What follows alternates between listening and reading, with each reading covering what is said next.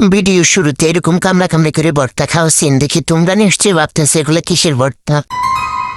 আসলে এটা গাব মাখা। চলো আজকে তোমাদের সাথে নেই গাবের ভর্তা বানাই। প্রথমে গাব পড়ার জন্য একদল সাঙ্গপাঙ্গ নিয়ে ছাদে চলে গেলাম। আর এদিকে সূর্য মামার কথা কি বলবো, উনি তো একদম কুত্তো মারো গরম ফলাইতেছে। এই যে দেখেন আমার সাঙ্গপাঙ্গগুলো অলরেডি গাব গাছের উপর হামলা করে অনেকগুলো গাব ছিঁড়ে নিয়ে এসেছে।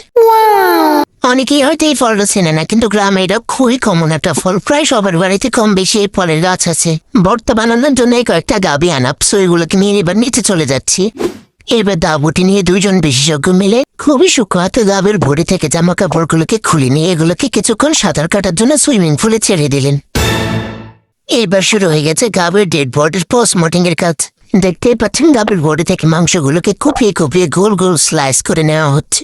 আর এদিকে আস্তাগফিরুল্লাহ নাউজুবিল্লাহ, এটা কি হইল?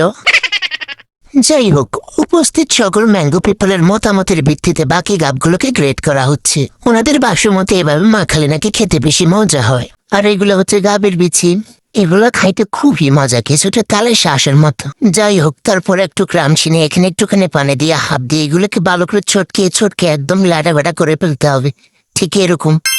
এবার গ্রেড করে রাখা গাবের মধ্যে দিয়ে দিব পরিমাণ মতো লবণ, একটুখানি মরিচ, আর একটুখানি মরিচ, আর একটুখানি মরিচ, আমের আচার আর চটকে রাখা আমচিগুলো দিয়ে এখানে দিয়ে দিব সামান্য পরিমাণে পানি। এইবার উপর আলা শরীরে যত শক্তি দিয়েছে সব শক্তি দিয়ে এগুলোকে চটকাতে হবে। চটকে এগুলোকে ভালো করে মেখে নেব।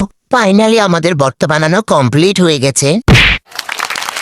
আর এইদিকে দুইজন গরিব এসে বসেছিল, তো ওনাদেরকে একটুখানি ভর্তা দিয়ে বিদায় করলাম।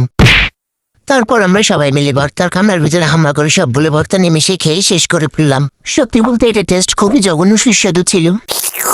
চাইলে আপনারাও ট্রাই না করে দেখতে পারেন।